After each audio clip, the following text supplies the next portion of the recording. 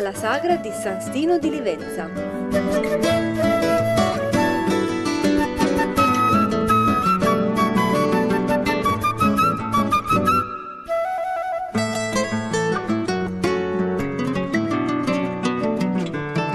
Gianluigi Secco, celebre gastronomo, animatore, cantautore e ricercatore, ha guidato la degustazione della 9ª edizione di Saperi e Sapori con una rassegna di piatti straordinari nell'abbinamento e preparazione, sempre attingendo dalla tradizione veneta.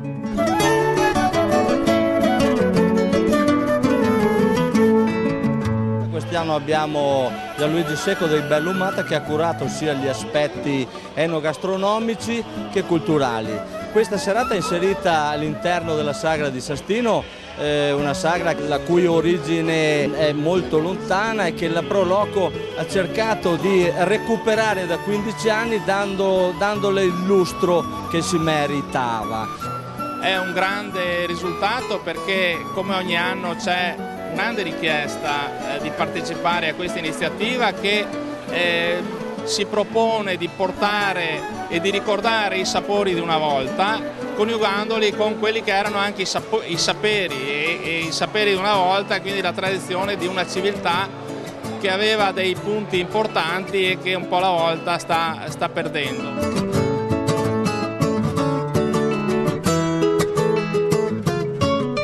Numerose persone in compagnia delle autorità locali hanno dato conferma della bontà e degli approfondimenti culturali che questa manifestazione propone.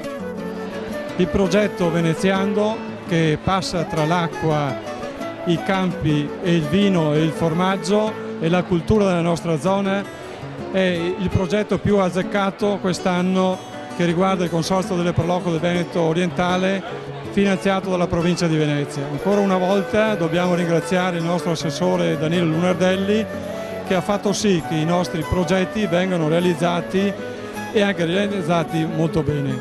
Era importante anche per la Regione partecipare perché questo significa non solo fare un percorso o un ripercorrere quello che è il passato, ma questo ci serve anche per la nuova cucina, per le offerte che possiamo dare anche al turismo che c'è nelle vicine spiagge di Caorle, Bibione o Jesolo, e quindi è un plauso alla serata alle Pro Loco che l'hanno organizzata perché ci permette appunto di fare anche il punto della situazione.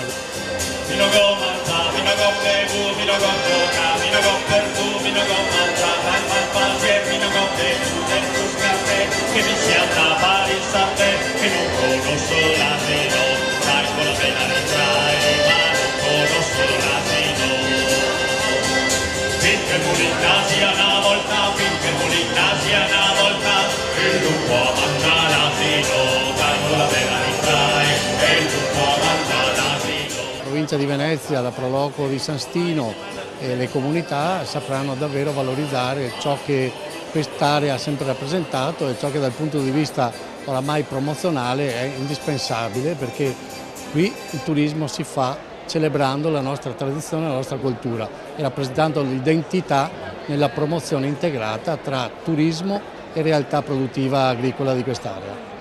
Allora Neanti Sevorie, visto che insieme al cibo avevamo anche bevuto fino adesso, spero con soddisfazione, se vorrei dedicarvi un 3 canti, una combinazione di canti che riguarda il vino, e vi preghiamo anche chi le sa di cantare.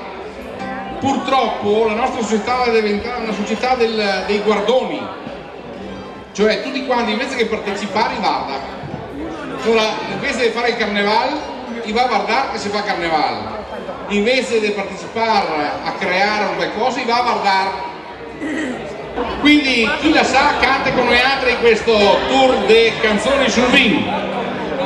Mi piace il vino de pergola.